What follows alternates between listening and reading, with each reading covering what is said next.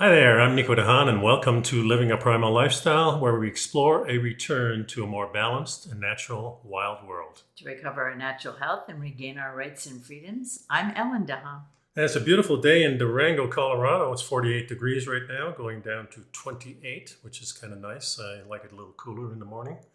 So, yeah, it's a beautiful day for sure. And Sunshine, this morning, skies. This morning when I went outside, it was just completely clear skies. I could see the Little Dipper kind of in the west. In the north, you could see the Big Dipper.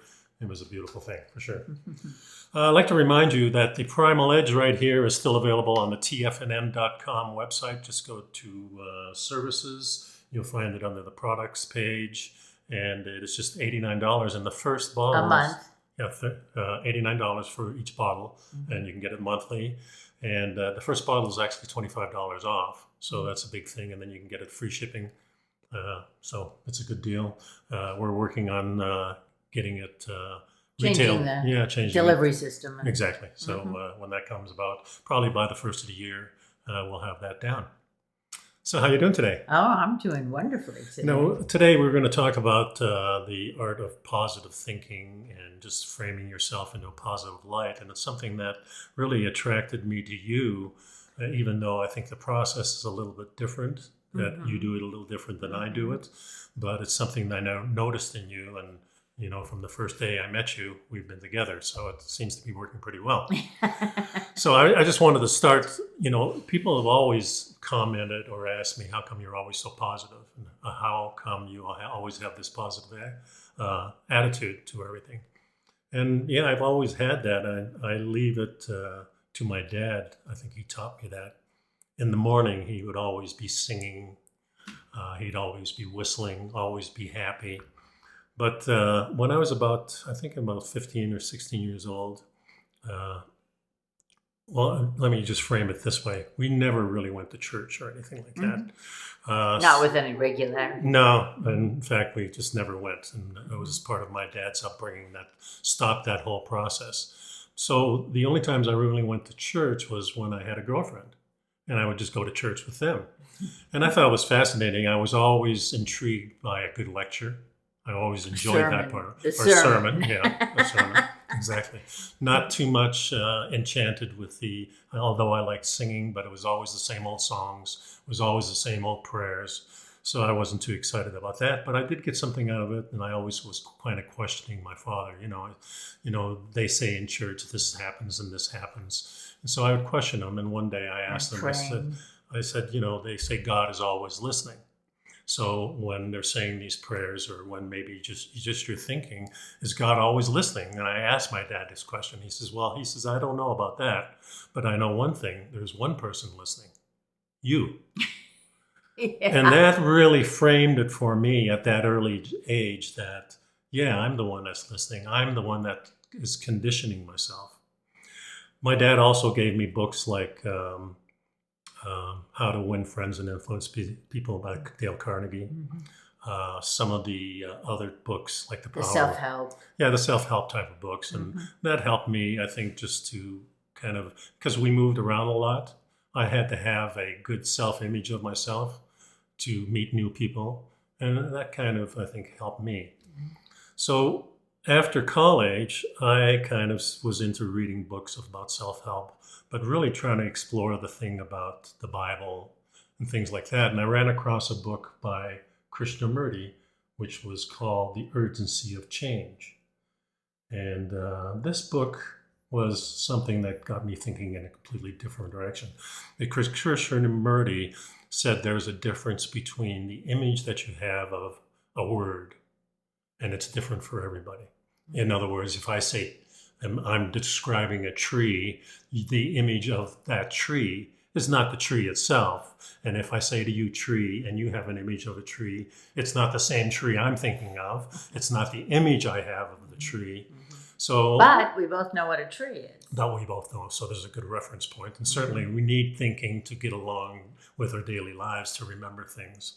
But he indicated to me that, of course, words are always of the past or a projection into the future. They're never the now. So that was a big step for me. And he had other books where was called You Are the World. Another one was The Beginning of Intelligence, or The Awakening of Intelligence, I think it was. We'll put some stuff in the show notes. Yeah, all these things are going to be in the show notes. And the second thing that, all these books that I've been reading, the second one that really influenced me quite a bit was the book by Tony Robbins. The first one you read? Yeah, the first one I read was The Awakening of Intelligence, I think it was. But it was quite a few books that he had. And well, before we get into the Tony Okay. Robbins article, and let me talk a little bit about my mindset and how I got to where I am. And I was raised in a household where the generational model was nothing was ever wonderful. It was okay. It was not so great. Don't worry. Don't make a bunch of money. The devil will take it. And it just, kind of a negative approach to life. And in some cases, not only was the glass half empty, it was actually all empty. And then there were days when you couldn't fill it up again. Right. There was something I absorbed without thinking too much about it. Came from the grandparents, which went to the parents, which came to the child, and then there was an issue of when the second child was born. I kind of decided, well, that must mean I'm not good enough, and they needed another one to take my place or something. Just it's not rational. And certainly, I had a peaceful childhood, and a roof over my head, clothes on my back, good food on the table. It was, and I got to go to school, and I got to go to college, and all of that other stuff. But my brain was always telling me that I wasn't quite good enough. And well, this kind of reminds me of the process that I go through, and the process that you go through is different. I always start from the positive and go to the negative. So I'm starting at the positive. Okay, what can I change about this? And I look at the negative things and try to change those. But I list all the positive stuff first, where you usually list the negative stuff first, and then you reverse it. And well, sometimes I catch myself before I do that. Yeah, but I don't think it really matters because the process is there. As long as I understand that what I'm doing, and then turn it around and look at it from a different perspective. And it's very interesting because the world, most people say to me things like, I remember when I first started at a law firm job in 1986, and one of the attorneys said to me, "Why are you so cheerful all the time?" And it just didn't occur to me not to be cheerful. I had a job I loved. I was in a career that I was excited about. I had come to after a number of years becoming a lawyer, and I got to go to work, and I liked the people I work with, and there were just so many reasons to be positive.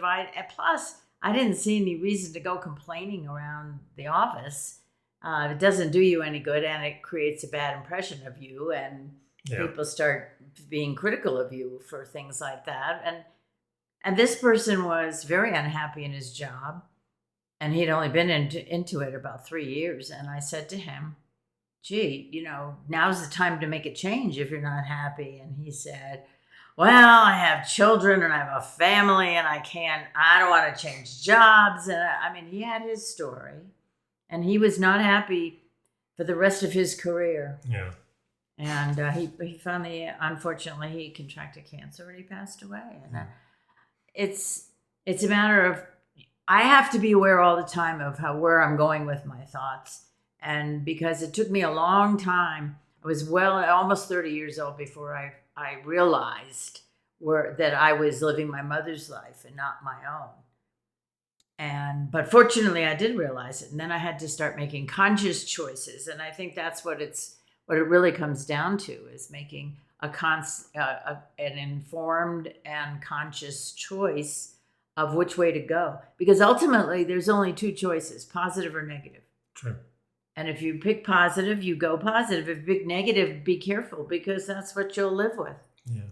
And of course, I was a salesman most of my life. And after being in sales, I was still in sales because I was training salespeople or training managers how to act with salespeople so they could be successful. And that started me with the Tony Robbins. And Tony Robbins had one of the things I really liked about him, he had things that could snap you out of things. And I like that. So if you were down, something bad happened to you, now here's a kind of method to snap you out of it. Here's an example. Okay. I at one point in quite a number of years ago, I pulled up in front of my house to get out of my car. It was nighttime, it was dark, and I got mugged. And they stole my purse, and and I was screaming and yelling, and it was a terrible experience. And ultimately, everything worked out fine. I wasn't injured, and I did recover my personal papers and so my driver's license and all that stuff. But ultimately, what happened was I then every once in a while, I would pop in my head. I'd kind of relive this negative experience, Sure. and it was just as traumatic when reliving it as it was. And sometimes even more. And then I saw Tony Robbins. And the particular thing that I saw was Tony Robbins talking about recreating the memory as something funny, as adding something to it, restructuring it so that it took the negative energy out of the memory. And so I began picturing this as about a clown car and clown guys cutting out of a car and dancing around and wearing big shoes and a red nose. And in the background, I could hear, and that memory that was it. It never had any, that's the only thing I think of when I think and I only talk about that incident as an example of how you can change negative memories. Here on the Tony Robbins website, he has understanding the defense mechanisms and the psychology of it. And the point being that everybody has defense mechanisms. Sure, because the thought process is going to protect the thinker. That's the whole reason exactly. why you do it. Mm-hmm. And protecting the thinker is your own self-conditioning, so you can condition yourself positively or negatively. The thing I got from Krishnamurti is that it's the same process, just kind of reversed. And the intelligence of understanding the paradox of that is where the intelligence is. It's kind of like love is not the word. It is the space between the word. The connection that you have with people are not the words. The words kind of come later. It's always an afterthought of, oh, I'm in love, or yeah, I like this, or I don't like this. That's an exchange of energy and electricity. Yeah, so the questions Krishnamurti always asks is, can we be without the word? Is there a place where the thinking process doesn't take place? And of course, we call that being in the moment. We call that meditation, or that's the process we use for that. So I think but ultimately, and I think the rest of this show we'll be talking a little bit more about this, is the words do matter. Mm-hmm. And choosing your words and using your words is how we get through life in a more positive way and ensure communication and ensure internal peace and contentment, that kind of thing. Mm-hmm. So we have... well, this one link we have in here. Did you want to talk about Tony Robbins? Well, I have it in the show notes, and people can look at that and make up their own decisions. Well, just briefly, okay. Very briefly. Sure. He talks about denial and repression, displacement, that thing where you come home from work and kick the dog. The joke is you come home and kick the dog, but obviously it had nothing to do with the dog. And projection, reaction formation, and regression, and and rationalization, and so on. There's quite a number of things here, and he also focuses on, well, how do you recognize these things, and then what steps can you take to deal with them and reverse them and change them into a more positive thing? Yeah, or just kind of get rid of them, or eliminate them all. Yeah. A part of it is just recognizing that you're doing that in the first place. Yeah. Okay. So this next link that we have is called Free Thought and Official Propaganda by Bertrand Russell. Yeah, something that I read, I think it was in the early 70s. He wrote it in 1922. Yeah. Which is amazing. And it'll be in the show notes, but... Well, it says here, when we speak of anything free, our meaning is not definite unless we say it is what it is free from. Whatever or whoever is free is not the subject of some external compulsion. And to be precise, we ought to say that what this kind of compulsion is. Thus, the thought is free when it is free from certain kinds of outward control. Yeah. Which are often present in your thinking.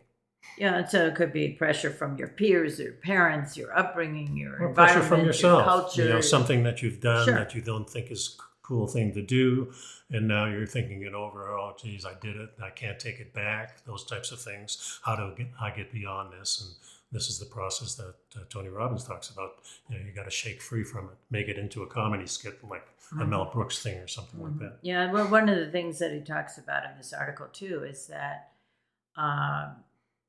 why do we feel that we're not free to express our thoughts and our feelings and our opinions? And he says, well, one of the reasons is that sometimes there are legal penalties in this world.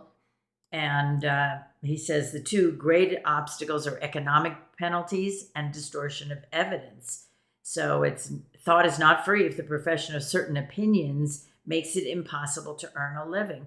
This struck me, this paragraph. This is very up to date now. It's very relevant for today. It's also clear that thought is not free if all the arguments on one side of a controversy are perpetually presented as attractively as possible, while the arguments on the other side can only be discovered by diligent search. Yeah. Both these obstacles exist in every large country, and it is these obstacles with which he was concerned, their magnitude, the likelihood of their increase, and the possibility of their diminution. And so I'm just saying, in today's environment we have some issues here with some big issues when you're talking about the COVID thing, and we're talking about people not being able to travel because of the restrictions and things like that. These are basic freedoms that are kind of guaranteed in our Constitution. And now all of a sudden they're putting limitations because of health concerns. And whatever the concerns are, and it's the presentation of a particular side, and it can be any side at all. Right. But the presentation of a particular side with very positive energy and you could trust this, and this is the best thing, and then trying to debunk any opposing opinion. And our country was built on a healthy debate and expression of different sides, and there's more than two sides to every story. Yeah, and we're really taught in the mainstream that it's one side or the other side. Yeah. You have to be on this side or that side. There's no middle ground, and there's no other opinions that really matter, and you have to get on one side or the other. You either have to be a Republican or you're a Democrat. Don't give examples. Well, examples are, you could be bad or you could be good. It doesn't really make any difference. It's just. But there is no bad and good. That's the key, there. Another thing he mentions in this book is here the will to believe, and his part. He says, "I preach the dogma that is kind of will to doubt." Mm-hmm. My dad always taught me that if you believe something, the investigation stops.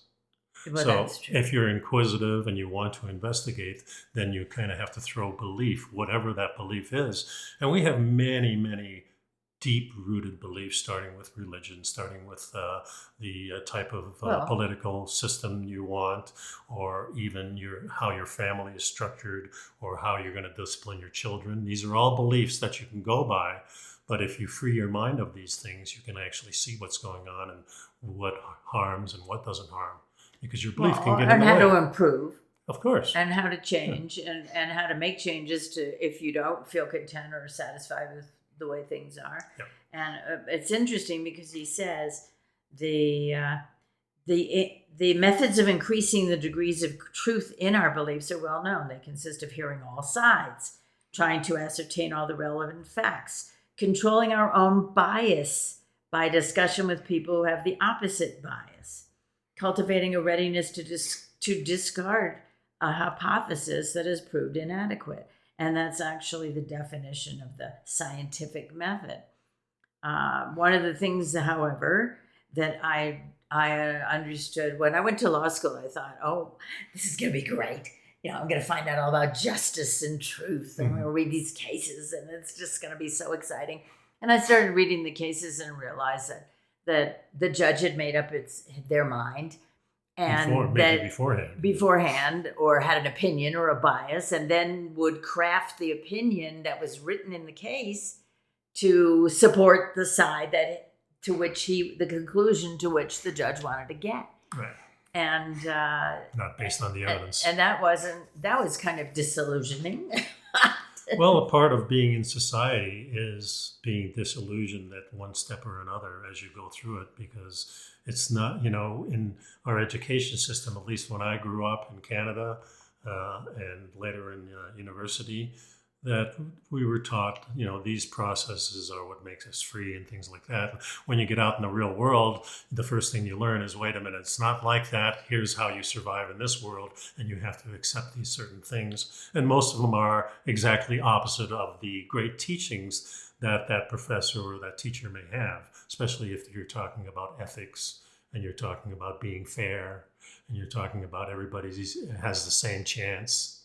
Nobody has the same chance. Right, we don't have an equal opportunity here.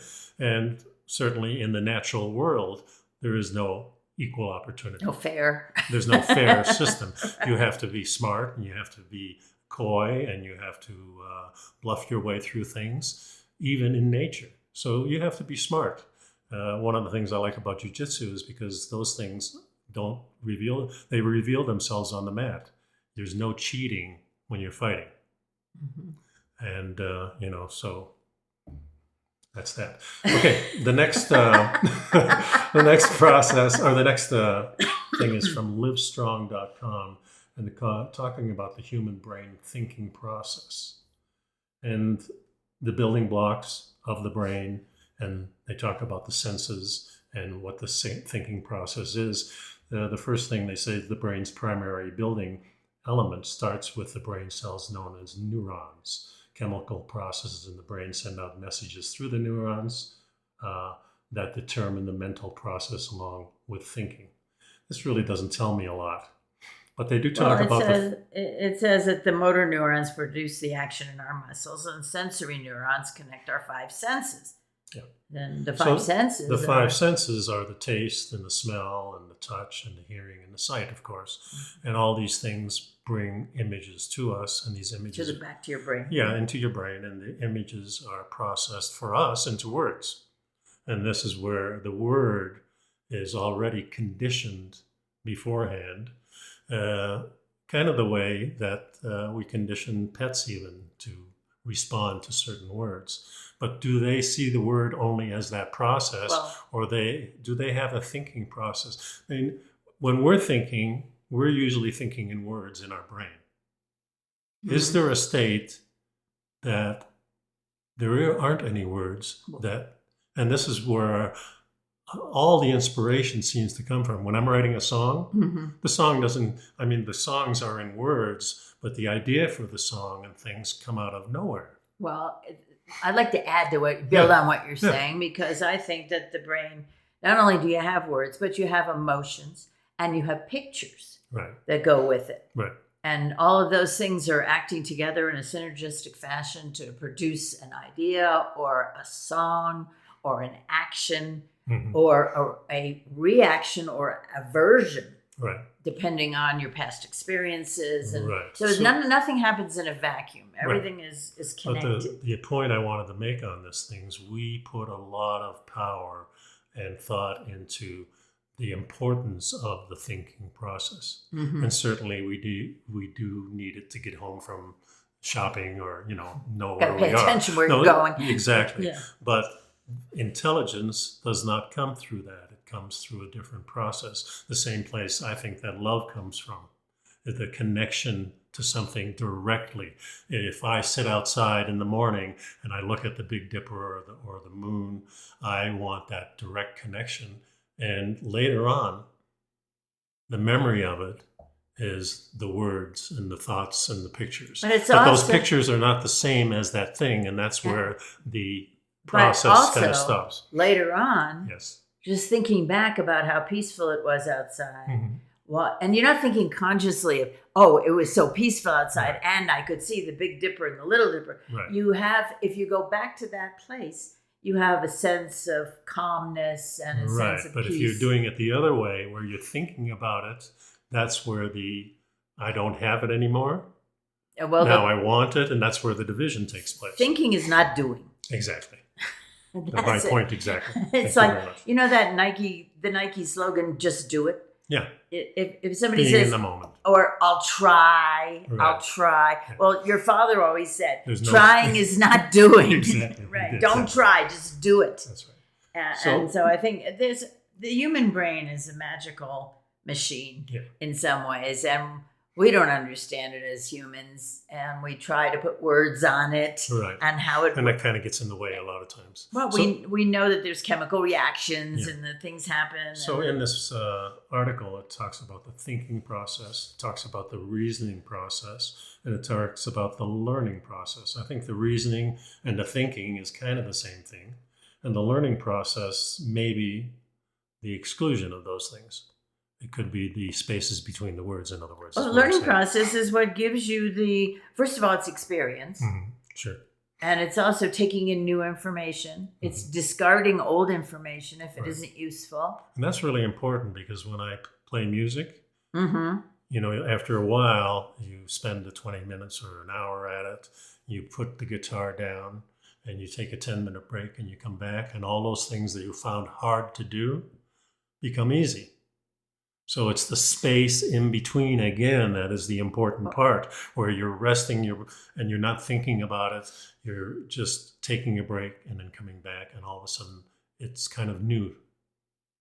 Well, yeah. Well, also you get all caught up in frustration and things like all those things. And I find it if I'm working and I get into the middle of something, I find myself having to take my sweater off. Then I know my blood pressure is going up, and I need to get up and walk around a little bit and think about it a little further, just kind of divorced from the computer, whatever. But one of the things that you were talking about earlier was you said intelligence and smart. And my experience is there are plenty of very smart, quote unquote, smart people who never went to college, who didn't have the advantages of a great education. And today, we may have a lot of people who are not getting a well-rounded education anymore through our formal education system and whatever. But a smart has nothing to do with how much schooling you had or what advantages you had in life. It has to do with being aware, paying attention, looking for answers, thinking of questions. Staying mindful. In today's world too, it comes to mind that if you're looking at the mainstream of education, which is the TV, sort of, right, or the internet, or the internet, mm-hmm. but the internet's a little bit. At least you can choose. Except if it's on the internet, it becomes the truth. Well, it may or may not be the truth, and certainly we find. I understand that, but there is truth there. You have to dig for it. And you have to get away from the mainstream. If you listen to the top 3 news organization, or the top 4 or 5 even, they're all saying about the same thing, and we're being conditioned by that. So you kind of have to break free from that and dig out your own thing, and hopefully you'll find things. Well, and I think part of it is what you do. You'll watch different points of view on the news. Mm-hmm. I don't do that as much anymore now that we're in Durango. Yeah, well, that's good. Yes, that's good, because it was because I don't know as many people, and they're not talking about it. So my connection now is mostly you and the jiu-jitsu place. And in jiu-jitsu place, we're pretty much down to business. I'm thankful that I'm teaching there. I try to bring them the philosophy of jiu-jitsu and kind of the philosophy of life at the same time, because I feel they're so connected. Mm-hmm. So the stories that I'm telling today are a lot of the stories that I'll relate to them about how did I get in this frame of mind, and why it's important on the mat to, be open to things and to learn things, and not have your mind so boggled that the next move is important. It's not. The next move may come when you let go of those things. So there's a couple articles in here I want to still go over. One of the things that comes to mind on this whole thought process, what is the goal of meditations? And this article, which comes from mindworks.org, is 5 reasons why we meditate.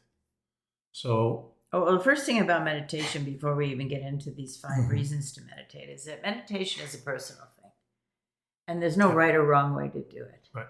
And it doesn't, and nobody can, you could just, maybe one of the yogis who has really transformed himself in a spiritual manner can completely clear his mind and not think about anything.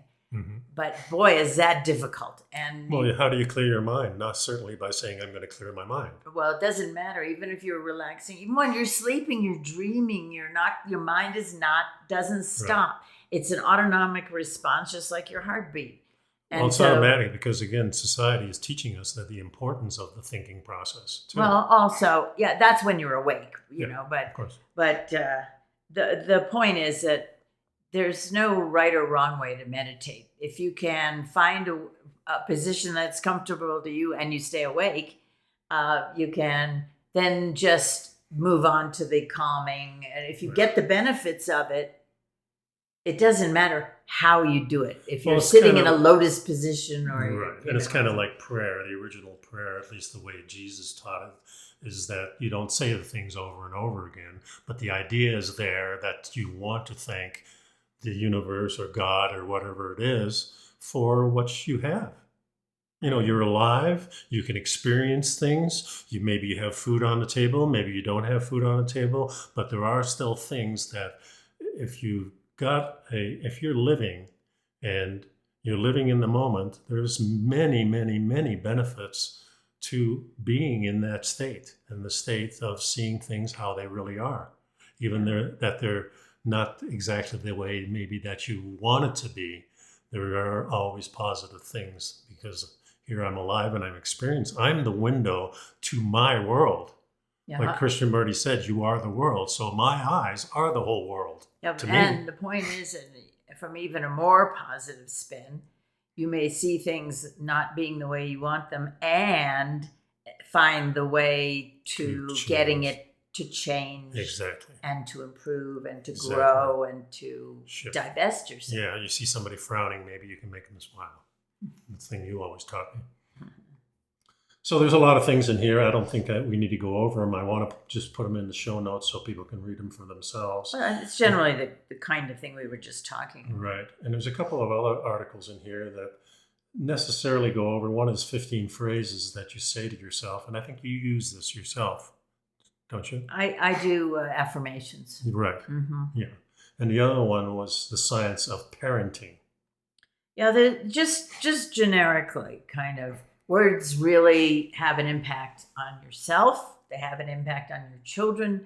They have an impact on your parents. They have an impact on your friends, and they have an impact on the people with whom you work, and on complete strangers that you run into at Steamworks when we go for lunch. And they matter. The words really do matter. And the things that you say to yourself, if you get up in the morning and say, oh, God, I have to go to work again. Oh, I feel so tired. If you keep telling yourself all that stuff, your body believes what your brain tells it. Like my dad said, you're the one listening. Yeah, you're the one listening. That's right. You're the one conditioning yourself. So if somebody says to me, how are you? And my answer is consistently, I'm doing very well, or I'm great. Right. And sometimes somebody will say, oh, we used to do this sometimes. So somebody, like you go into a store and they say, how are you? And you say, great. And they say, oh, that's wonderful to hear. Great is good. And we would say, well, we have a choice. Yeah, there is a choice. There's a choice. And we choose to feel great. Yeah, and the upbringing between you and I, me having my positive father there always, you having your negative mother there always, and yet we're in the same place. Yeah, well, because I also believe that adults have to take responsibility for their own thoughts, their own actions. Once you leave your home and you get out into the world, you want to be an adult who's old enough to vote, who's old enough to drive, who's old enough to drink, whatever. But you also need to be an adult in terms of making decisions, and it's up to you. I had to choose not to be my mother. Yeah. And I did that, fortunately, and it took me a while. And every once in a while, I'm still dealing with it. It's something that you absorb as a child, and it doesn't go away. But that's so important because it matters how you talk to your children. It matters how you talk to your spouse. There are ways of phrasing things that are absolutely either totally negative Mhm. and tear you down, coming home and saying to somebody, quit bothering me. Or when a child is speaking to you, or a spouse or a significant other or a friend or whatever, and you're not really listening. Yeah. But I will say this, that it's very important to understand that a lot of these things have nothing to do with you. Yeah. That the interaction with other people sometimes has to do with what's going on with them. And one of the things that I've learned in living with you all these years and in watching your habits and the way you approach things, if you are reading something, partially because of your dyslexia as a child, it's a little harder. You have to really focus on what you're reading. It's not just as a child. I still have it. And you still have it, but you've learned ways of coping with it. And so you are deeply into that world, what you're reading, the words and and what you're thinking about them. And if I want to say something to you, I need to respectfully interrupt. And I try not to interrupt unless it's something timely or something that I think is important. And but I have to get your attention. And this is true with children, and it's true with anybody, that if you're trying to give your child direction, ask them to do something, you first have to get their attention.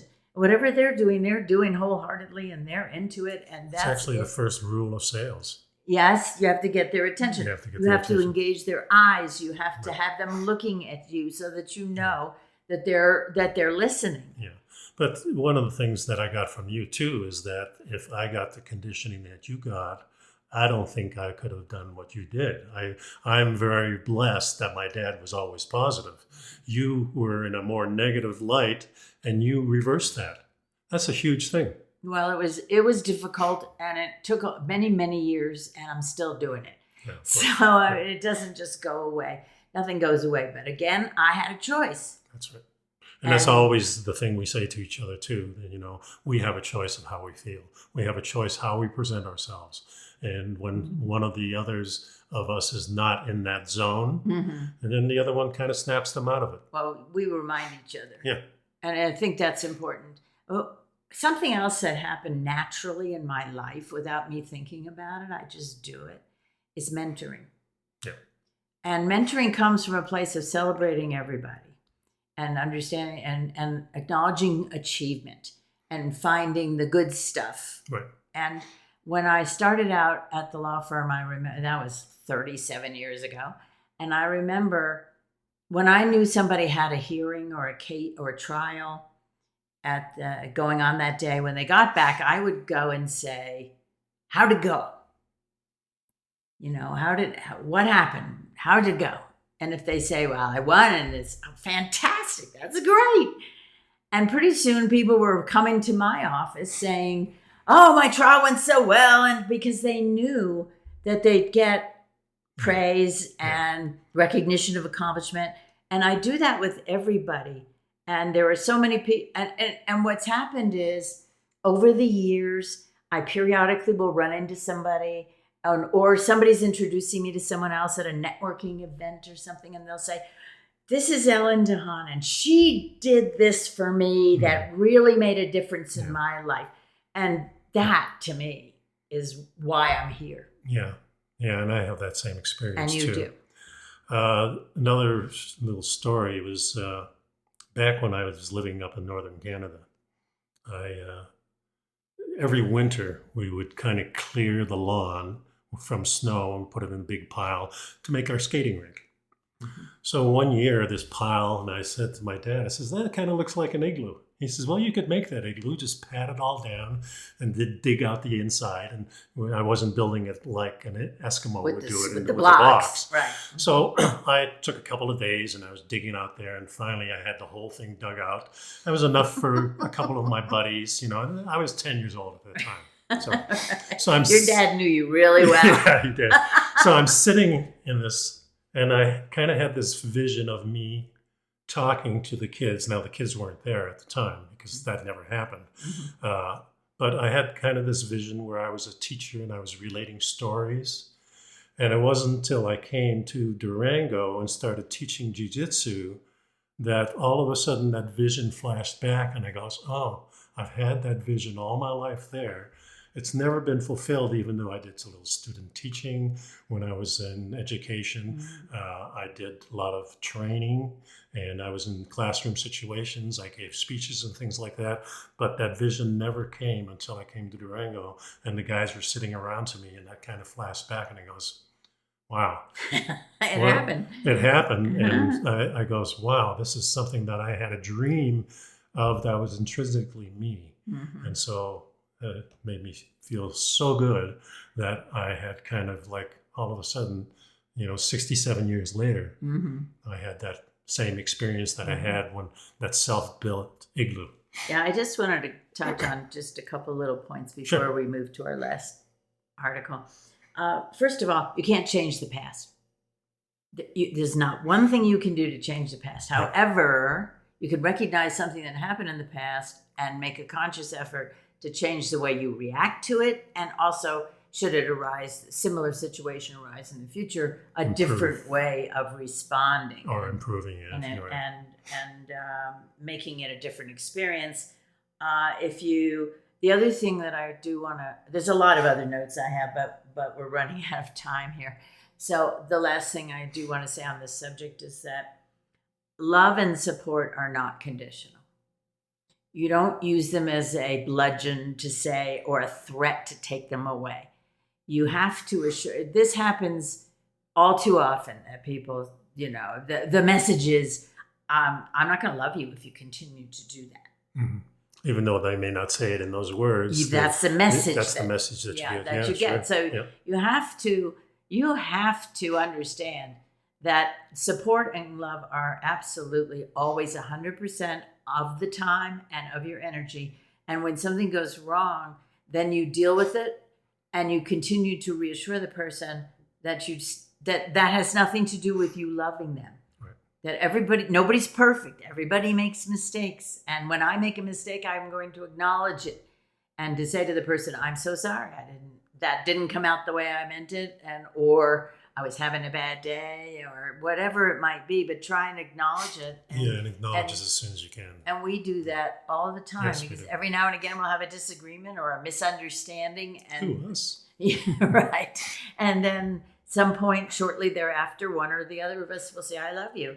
And the other one will respond, I love you too. Yeah. Because and that brings us back to the fact that we support each other, we love each other, and we certainly love each other, and we certainly say that every day and quite a few times a day. So that's an important part. And disagreements don't define our relationship. That's for sure. Okay. Okay, so this last article is about food. Yeah, and it's by Time magazine, and the cow that could feed the planet. What an interesting concept. It's and they're Dutch, of course. Yeah, this is from a Dutch farm. But this farmer actually has these great cattle. And what they're doing, and I'm not going to go into the whole thing, you can read it for yourself, but the gist of the situation is that they're going to take this into the lab. Yeah, but wait, can I sure. Just, before you say it, the concept is, how can we create meat products without slaughtering a bunch of cows? And without having these factory farms. And that would be the concomitant. Right. You don't have it. So this is not replacing meat with a vegetable meat, not the fake meat. This is something completely different. What they're doing is taking the DNA and cloning it and making more meat from it. Actually, what they're doing is taking a biopsy sample of cells, of stem cells, and growing those cells in a laboratory environment. Right. And they're not only just doing it to the protein, but they're also doing it to the fat, because, of course, this is where the taste is. And they say this is the future because, first of all, people don't want to be killing animals. We don't want the situation of the waste that they create. And we talked last week about the methane that comes out of the back of the cow and things like that, because they're not eating the proper food. But for me, the natural process is, that we always want. We talked about the show. We want to get back to the wild, free world that we used to have before the agriculture before we started using these animals in a completely different way by taking away their natural process. Agribusiness. Yeah, well, the animals used to roam. They have their own lives. We take their lives to have subsistence. And there's a nice natural process that takes place because as the animals roam around, they disturb the soil, which is good for the soil. They dump a bunch of manure on it, which is good for the soil. They have a lot of insects and other animals and birds and things that follow them. So the whole process is there. And if we take away that process, then what is happening to our natural world is, are we going to remain natural? That's the process I'm thinking about. Now, this particular... Not that this is wrong. No. Well, there's a few things about this article. Number one, they're only talking about hamburger meat at this point. Well, they're also not, later well, in the they're animal. Trying, they're trying. They're trying to create in the lab with the stem cells, chickens and all kinds of meat products. And there's a lot of research going on. There's a lot of people around the world who are doing this. Yeah. And right at the 70 moment, companies right now. Yeah. 70. And there's a lot more coming up, and a lot of people investing a lot of money in these companies for research and development. Yeah. But the key here to this particular product is they're working to create. I don't know. Maybe they figure there's so much junk food and so much fast food in the world that they might as well aim at that market. Plus, apparently, the hamburger meat they mix the fat in it, and it tastes exactly like the hamburger. Yeah, they say it really tastes fantastic, according to the comments from the labs. Mm-hmm. Yeah, and so the point is, this is what we have here is, and it costs trillions of dollars. Well, they say the first hamburger costs $330,000 to produce. Yeah. Naturally, no, we're talking about the equipment and the research. Right, of course. And as they get down the line, that it's going to be less expensive. I always think about the composite they have at Star Trek, and you can make anything, anything, kind of like the old fax machine. Tea, Earl Grey, hot. Exactly. So, but a lot of things that they're doing too, by putting the minerals and the amino acids in with this, they kind of do the same thing that the vitamins that we take. A lot of them are processed from plants just to get the amino acids and everything, because it's an easier way to do it. So who knows where this is going to go and whether this is actually, can we come up with a product that is sustainable, that is just as healthy as the living cow is, or the living whatever chicken it is. Or the pig. Right. So it's a fascinating subject, and my first thought was, but digging deeper into this, you're thinking, well, if they can actually synthesize this stuff as close to nature as possible, maybe it might be not that bad. On the other side, I always think, well, what's that going to do to me? Well, not only that, but what's going to do the whole planet? Yeah. In other words, are the animals going to be... have we no more room for animals? Are we just going to have these 50 or 60 cows that are precious and they're going to be roamed in a small space? I mean, the natural tendency, not only for humans, but all wildlife, is to roam, to explore, to find new grounds for feeding. When the old is gone, we go to the new. We eat different things, different times of year. Are we going to be able to bring all those processes into what they're talking about? Yeah, well, just to be clear, what they're doing here is not a synthesis, it's a growth of stem cells. Right. That they're producing meat, cow flesh, whatever you want to call it. And there are, and the addition of things to the process was the example given that had to do with creating insulin from pigs' pancreas. Right. And they're adding a few things to make sure that it has the amino acids. And so they do not talk about adding amino acids or anything else to the stem cell growing. But I think they'll have to, in a sense. Well, it depends on what you get at the end product. Are they getting all the amino acids in growth? Is it an actual complete reproduction of the hamburger meat. Yeah. Do they have those 20 amino acids that are we find important? And this is all And very experimental. Another interesting thing in this article is they mention, of course, that the protein team is getting with the fat team and they're putting mixing that it together. There is no carbohydrate team. No. And no vegetable team. Well, we've had that already. But I found that interesting too, that they've got it that the meat doesn't have the carbohydrates in it. Right. So you're not going to add it. Are they going to add it later? Perhaps they are to sweeten things up. Maybe they are. I don't know. I think there's kind of two things to think about here, just as a closing on this article. Mm-hmm. And one is there may be a food crisis in this world.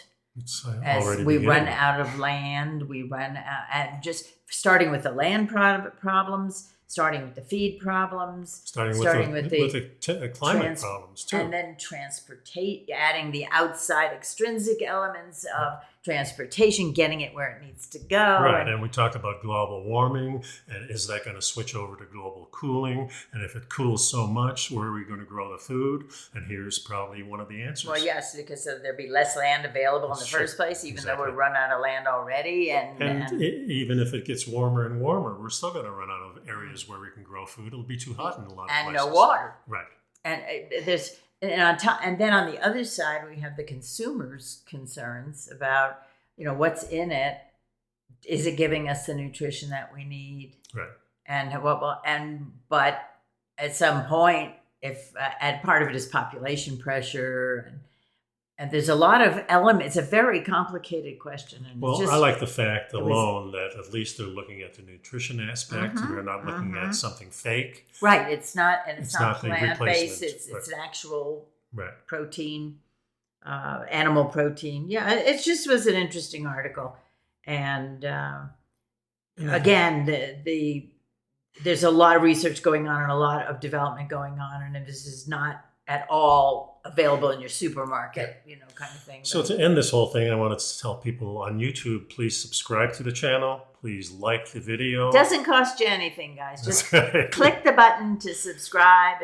And the other thing is, if you have any questions, nicodehaan at me.com, nicodehaan@me.com, and with the heading Show Questions, or write them in the comments below on YouTube, and we'll answer them on the next show. Yeah. So thank you very much. Thanks for watching. Okay. Be well. Bye-bye now.